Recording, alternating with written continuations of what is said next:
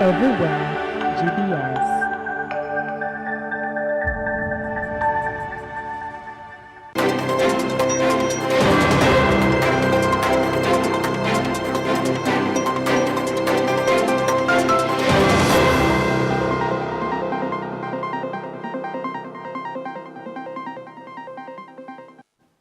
A very good evening and thank you for joining GBS News at 9. My name is Susan Nganga and our 10 language interpreter tonight is Alan Kiama. And we begin this bulletin. Following the sighting of the crescent moon, the holy month of Ramadan has begun for millions around the world on February 18, uniting nearly 1.5 billion people in a season of fasting, reflection, charity, and community, while countries across the Middle East were already observing their first day of fasting and gathering for iftar. Other regions await local moon sighting. Meanwhile, the observance will begin shortly. Over the next 29 to 30 days, Muslims will fast from dawn to sunset, embracing patience, generosity, and prayer as communities worldwide mark this sacred time with faith and solidarity. Ramadan Mubarak, Muslims in Mombasa are calling the government to ensure security during the night hours. Muislamu inapoingia kuanzia saa 2 mpaka saa 4 na nusu lazima kuna ibada zingine zinaendelea misikitini. Kwa hivyo ningependekeza pia katika serikali yetu pia ili iweze ituangalie swala la usalama, sababu pia kuna vijana, kunao wahalifu, vijiji vile ambavyo ziko na drought at the moment kama huko Moyale area Tana River, kuna watu hata kutafuta mili ya kula pia ni shida. Mtu akipata mili leo anaweza kaa siku 2 siku 3 ndio akapata mili. Sasa sisi kama waumini wa Kiislamu wakati kama huu wa kuwafunga tunatakana tukae tukiwakumbuka wale watu ambao wako kwenye drought kule kama Tana River kama wapi.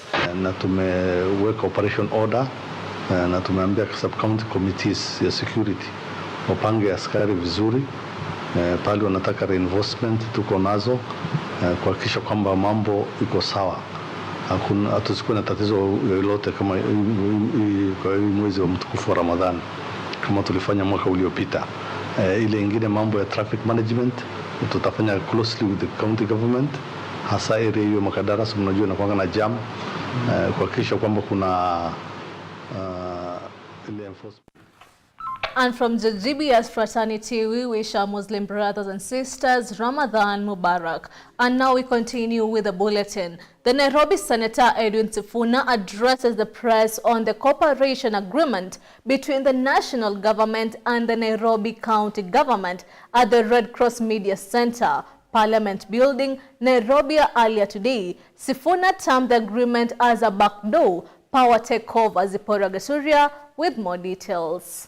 Senator Sifuna questioned the president, saying it is the public knowledge that the national government owes Nairobi County 100 billion in unpaid rates and other payable from the state institutions, adding that Ruto giving the figure of 80 billion to the county government of Nairobi is not a symbol of generosity to the people of Nairobi.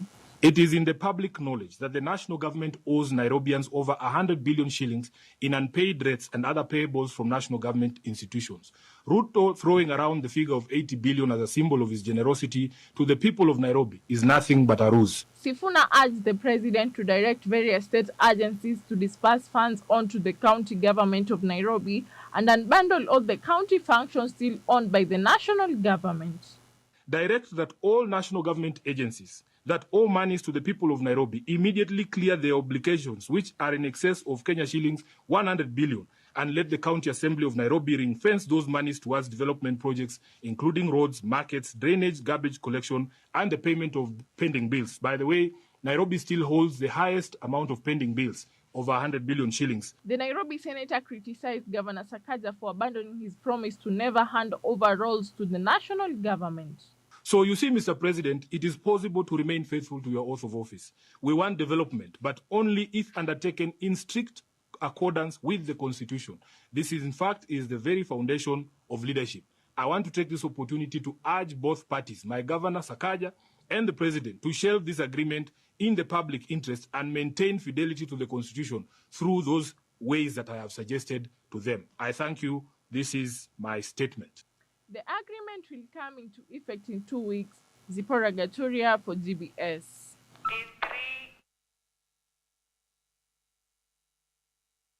And now to matters health. AGC Tenwek Hospital in Bomet County has launched a new initiative to support patients with heart conditions through the use of artificial intelligence technology. The program utilizes advanced AI-powered imaging systems that assist medical specialists in detecting health complications more efficiently by capturing detailed images of affected parts of the body using modern technological tools. Most of the not only surgical but the medical diagnostics are relying on AI technology. As we know, there are a lot in that name or in that group called AI, but having this machine linked to AI, I know it's going to be a process, a learning step ahead of us, but it can really help to even to a point of flagging to the prescribing doctor. So kwa hii inasaidia kuharakisha kufanya picha haraka kwa sababu iko na speed ya juu kabisa. Kitambo tulikuwa tunatumia 64 slice ambayo speed yake ilikuwa ni polepole na tungeweza kuchukua muda mrefu sana kumaliza mgonjwa mmoja kufanya picha. So kama kwa sasa tunatumia kama muda wa less than 1 minute kumaliza scan moja. Most of the not only surgical but the medical diagnostics are relying on AI technology. As we know, there are a lot in that name or in that group called AI, but having this machine linked to AI, I know it's going to be a process, a learning step ahead of us, but. And now to matters the economy. The Export Processing Zones program posted steady growth in 2025, driven by expansion in the apparel and agro-processing sectors. Latest figures from the Export Processing Zones Authority, that is the EPZA, show exports earnings climbed to 135.7 billion shillings last year, up from 129 billion shillings in 2024. The growth has also translated in job creation, with direct employment rising to more than 95,000 workers, an increase of 6,000 jobs compared to the previous year.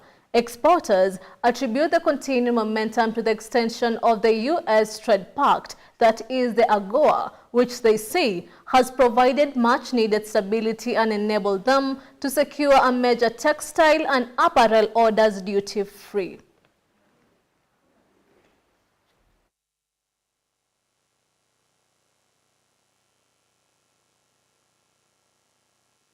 Has engaged the U.S. government, and we are currently at the final levels of negotiations starting from next week on Monday, where we are going to secure the market for Kenya beyond AGOA, so that Kenya can have a bilateral agreement, trade agreement with the U.S., so that products that are made in Kenya can access the U.S. market, free quota and with little or no tariffs for that particular matter. So those conversations are ongoing, and we are very happy that that market has, the President has engaged the U.S. government, and we are currently at the final levels of negotiations starting from next week on Monday, where we are going to secure the market for Kenya beyond AGOA, so that Kenya can have a bilateral agreement, trade agreement.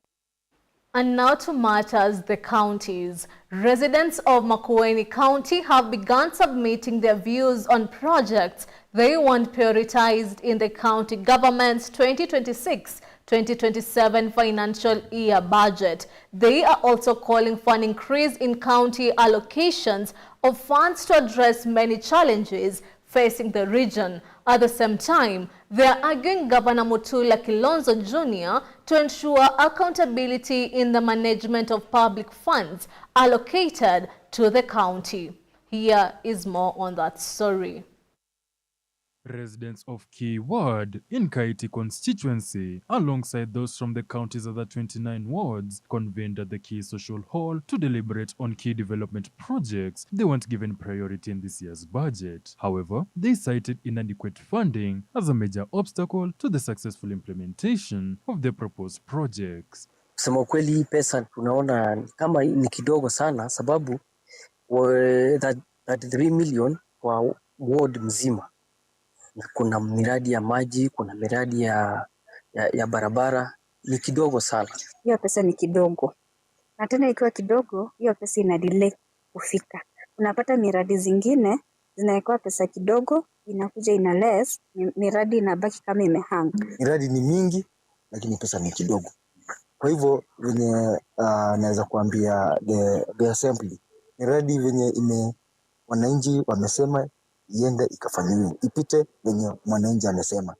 Ningeuliza national government at least waongeze hii pesa, ndio tupate kuwa tunaweza address issue za hizi mambo za miradi wananchi wanaleta lakini hazipati budget. Under their administration, beyond the call for increased county allocations, residents are also demanding greater accountability from governors, insisting that funds disbursed to counties must be utilized prudently. They questioned why some governors have failed to appear before the Senate to account for the use of public funds under their administration. Na pia kama mnaitwa huko kwa Senate kwenda kupatiana audit, mkifanywa audit ya hii pesa pia muwajibike, kwa sababu kuna wachache ambao wanaajibika kwa utumizi wa fedha na kuna wengine ambao wanatumia hiyo pesa.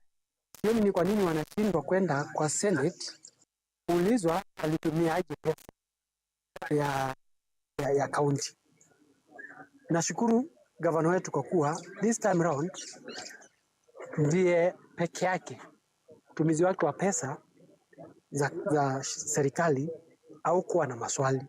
Kwa hivyo wale wengine na waomba wachukue mwelekeo wa Makueni na waende seneti, waongee na masenators na pia tuongee na bunge la seneti. Tuwaambie hatutaki kusikia mambo ya corruption kwa Senate. Makueni County has 30 wards, each allocated 33 million shillings for development, an amount residents argue is insufficient to meet the growing needs of the population. This is Jeff Oboki, GBS TV News, Nairobi.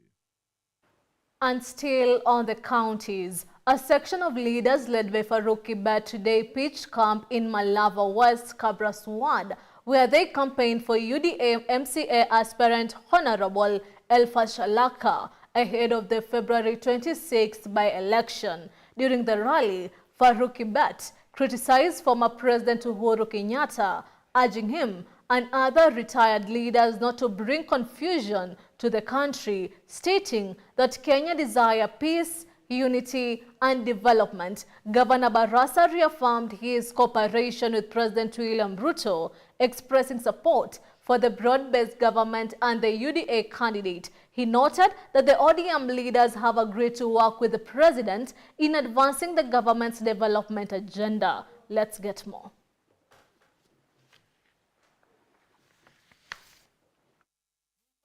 Kwa italanyi hamuko sawa. Muko sawa. Lolo ko kubera na. Chanaka. Chanaka. Wa kura. Watu opposition hao ndio wanajiekanga hiyo side. Nimekupenda goita. Tumesema kwamba hatutaki retired president ama anybody ambaye ameenda retire aanze kuleta confusion katika inji mzima ya Kenya. Pesa yako au kutumia vyema kujenga wa Kenya. Sasa unatumia pesa kuleta fujo. Watu ya Malava ni waulize, fujo ni kitu mzuri ama ni mbaya? Kama president, mulimuona President Uhuru hapa? Nyinyi muliona Uhuru akitangatanga huku? Yeye kama pesa yako ulitumia mamlaka mbaya, wacha Kenya iwe na amani. Wewe unataka kuamsha wale watu tunajua ni kwamba ni baraka vyako. Projects ambaye wanaenda kupinga jamii ya Waluya wasichukue uongozi. Sisi tunataka Mheshimiwa William Ruto akimaliza mamlaka, rais wa Kenya atoke jamii ya Waluya hapa Western Kenya. Na mimi nataka kuhakikishia watu wa Malava leo ya kwamba sisi tukiwa broad based, sisi tuko nyuma ya William Samoei Ruto. Na mimi nataka kuambia wana ODM ya kwamba sisi kama wana ODM tumepatia mamlaka kinara wetu ambaye ni party leader Oburu Oginga kuongea na chama cha UDA ili tuwe na coalition mwaka ujao. Lakini kuna jamaa wengine ambao wao ni watu wa Munyoro, wanapiga kelele hapa na pale. Mimi nataka kuambia kwamba nyinyi kama mmechoka na chama cha ODM, nendeni kwa Munyoro. Lakini hapa Kakamega is locked in broad based, na sisi tutachagua William Samoei Ruto bila kupingwa asubuhi na mapema. Na mimi nataka kuambia viongozi wa mkoa wa Magharibi ya kwamba tusaidie William Ruto in 2027 na 2032. We have the numbers. Si tuko na numbers? Mimi najua mwaka 2032 tukiungana na mheshimiwa Wahonya hapa na tuungane pia na ndugu zetu kutoka mkoa wa Pwani na mkoa wa Nyanza, kiti cha urais itakuja hapa Western. Na hiyo itakuwa hivyo tukiunga mkono William Ruto for 2 term in 2027. Na mimi nataka kutangaza wazi ya kwamba hapa Malava is locked under William Samoei Ruto. Wacha nione William Samoei Ruto 2 term ya William Ruto. And with that, it is time for us to take a short break. Keep your feedback streaming into social media platforms at GBS TV Africa. The SMS line is always 21144. We'll be right back. So today we are diving into a topic that has become rather popular right here in Kenya, the K-pop culture. I would say K-pop invokes creativity, like mega creativity. I have friends who are creative and you see you've done that and they're like, yeah. An ex told me that K-pop girls, K-pop stan girls, was like, the men you stan look like women, and you aim to get a man that looks like that. So if you fail to find a man like that, because obviously you're in Kenya, you're not going to find a pretty man. For me, it's like I have two personalities at this point. I have my normal life and I have my army life. Because when I get into my army life, it's just like a whole new world. A community full of people who don't judge, people who accept you. Learning Korean from a Kenyan can sometimes mess you up because they pronounce words differently, and when you speak to a native, it's like, hold up, what did you say? I've never met like a K-pop fan. I don't know why. What am I? No, not many people want to like express themselves like, I'm a K-pop fan. Unless you see them like wearing like a branded t-shirt or a branded hoodie, you realize that they are K-pop fans. The main campaign of BTS is loving yourself, right? And K-pop has a lot of drawbacks. Just like anything else, too much of something is poisonous, yeah? And one of the drawbacks is it comes with beauty because they have these absurd beauty standards. Well, BTS passed this message that you're supposed to love yourself, embrace yourself. You're just perfect the way you are. You don't have to eat less to be beautiful. You're beautiful from the inside, right? Get into BTS, it's hard to come out. Okay.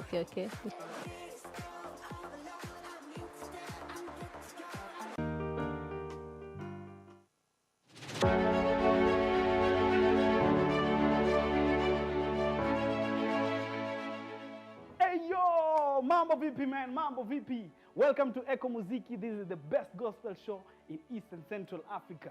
My good name is Bensi, but you can call me the true ninja. And of course, I'm not alone. I'm with the baddest, the illest, the freshest, Mr. Chicky Chicky Chick, DJ Jalaz with a Z.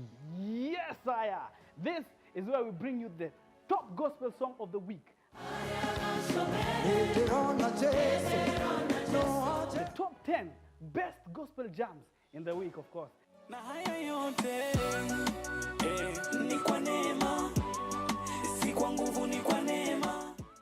And of course, we bring you the best gospel news. And of course, the freshest interviews from the best guests.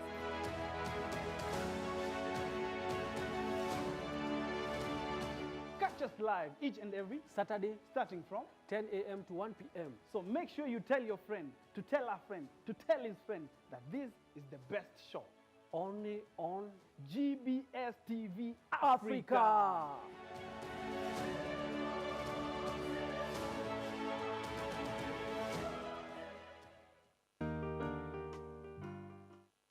About being a miss or being a pageant queen, it is not just about wearing a crown or looking pretty on social media. It is about how much you can impact the community. What can you do with the title you hold?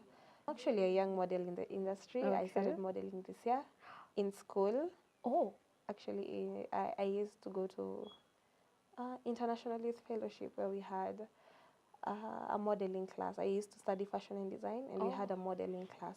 So I am high fashion trained. On Instagram, kelly.omuhaya. On TikTok, Miss Omuhaya.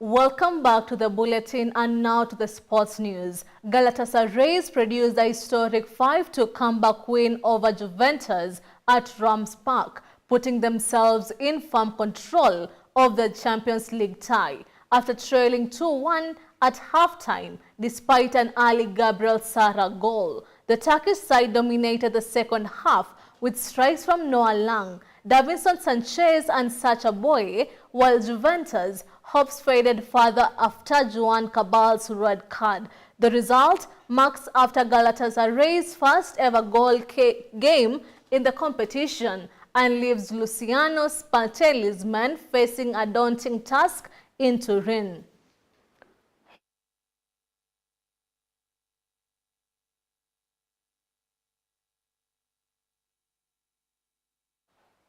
Real Madrid secured a tense 1-0 win over Benfica at Estadios da Luz, taking a big step towards Champions League round of 16. Vinicius Junior's stunning second-half strike proved decisive in a tightly contested match, but the game was overshadowed by allegations of racial abuse that triggered UEFA's anti-racism protocol and an 11-minute stoppage. Benfica coach Jose Mourinho was later sent off for dissent as Madrid held firm to carry a narrow advantage into the second leg at the Bernabeu.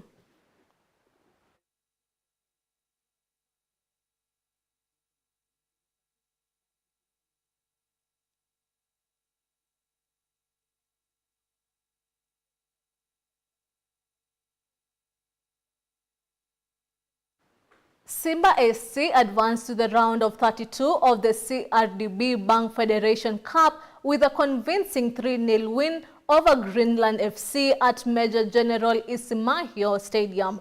Goals from Baraka Mangosi, Anthony Mlingo and Neo Maema sealed a comfortable victory for the Msimbazi Reds, who bounced back strongly after their CAF Champions League exit. Coach Steve Baker praised his side's control and clean sheet as Simba now turn their attention to their upcoming mainland Premier League clash against Tanzania Prisons.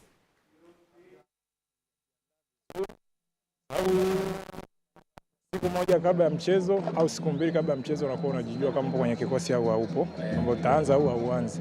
Kwa hiyo mwalimu alivyonipa nafasi nilikuwa nikiamini kwamba mechi ya leo nitahusika kwa asilimia kadhaa, na alivyonipa nafasi nashukuru nimeweza kucheza kwa dakika hizo. Mwenyezi Mungu alizonijalia kutoka nikiwa mzima dakika 90 zote. Kwa upande wangu pia nafurahi kwa hichi kwa sababu nazidi kukua, sababu Simba pia ukiangalia Simba ni timu kubwa. Na mimi nimetoka timu ya sio ndogo lakini timu ya kawaida sababu iko daraja la Rofadha. Mechi imekuwa super, mechi nzuri. Kwa nini? Sababu kila mtu alikuwa na uhitaji wa kufanya kitu. Sababu tuko hapa kwa ajili ya kuipambania nembo ya Simba, sio kujipambania wewe kama wewe. Kwa tuko hapa kuipambania Simba na tunafanya kila kitu kwa ajili ya Simba na wana Simba kwa ujumla. Mimi ninachoona kwa upande wangu, sisi tumecheza vizuri na tumejiandaa na akili nzima tunahamisha kwenye mchezo wa ligi kuu dhidi ya Tanzania Prison ambao unacheza nadhani tarehe 22. Ndio Jumapili. Kwa nguvu zote na akili lazima tuhamishie kule, na pia ukiangalia kwenye timu yetu tuna upungufu pia wa watu. Kuna ndugu zetu ambao ni majeruhi kwa sasa hivi. Kwa lazima tujitunze sisi wenyewe kama wenyewe na tuipambanie Simba. Mechi ilikuwa nzuri. Tunawapongeza wapinzani Greenland, wamecheza kwa ushindani kidogo. Haikuwa mechi rahisi lakini tunashukuru Mungu tumepata matokeo ya goli 3. Kwetu sisi inatupa confidence kidogo na ya kuzidi kuendelea kufanya vizuri kwenye ligi na kwenye mechi zijazo za FA. Kwa hiyo tunashukuru kwa kuweza kumaliza mchezo salama, alhamdulillah. Mpira ulivyo hata kama madaraja ni tofauti, lakini uwanjani unapokuja kila mtu anakuja kupambana kwa sababu unacheza na Simba. Simba ni timu kubwa, watu wengi wanaangalia. Kwa hiyo wakionyesha uwezo mzuri ndio mwanzo wa safari kwenda kutoka Greenland kwenda timu nyingine. Kwa hiyo mimi naamini mechi ilikuwa ngumu kidogo kwa sababu wapinzani sio kama ni mabaya, huwezi kuwadharau. As long as washafika uwanjani basi ni timu nzuri. Wamekuja kweli, walikuwa wako chini na kucheza na timu ambayo inakuwepo chini ni ngumu lakini tunashukuru Mungu tumepata matokeo, japokuwa watu washabiki na hata sisi pia tulitegemea tutapata ushindi mkubwa zaidi ya huu, lakini kwa kidogo ambacho tunapata tunashukuru Mungu kwa sababu hata maneno ya Mwenyezi Mungu anasema wadhikirullah ala kulli hali. Ni wajibu watu kushukuru katika kila hali. Kwa zawadi ya hili goli leo na mzawadia mama yangu kwa sababu leo alinipigia simu mchana akanambia mwanangu nilisahau kuambia lakini kifurushi kimeisha. Kwa hiyo nikamlipia kifurushi mchana wa leo. Nikamwambia sawa na kulipia kifurushi uangalie mechi na alhamdulillah kweli nimefunga. Kwa hiyo zawadi ni kwa mama yangu, nampenda sana. Kata Greenland ni nyingi. Tazama anafikiria kilomita zaidi ya 1000. Al Ittihad delivered a dominant 4-1 victory over Al Sadd in Doha, asserting control early through goals from Hussein Akwar and Youssef En-Nesri before an own goal by Pedro Miguel put them firmly ahead. Rafa Mujika briefly pulled one back for the host, but a second-half strike sealed an emphatic win for the visitors. Despite the heavy defeat, both sides advanced to the AFC Champions League Elite round of 16, with Al Ittihad set to face Al Wahda, while Roberto Machini's Al Sadd progressed to daunting clash against group winners Al Hilal.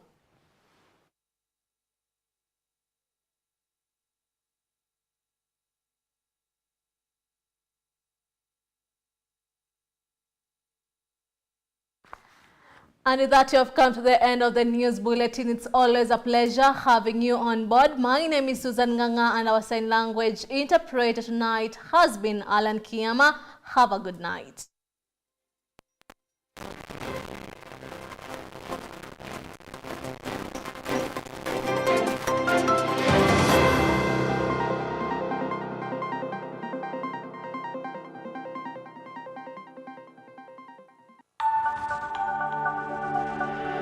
Everywhere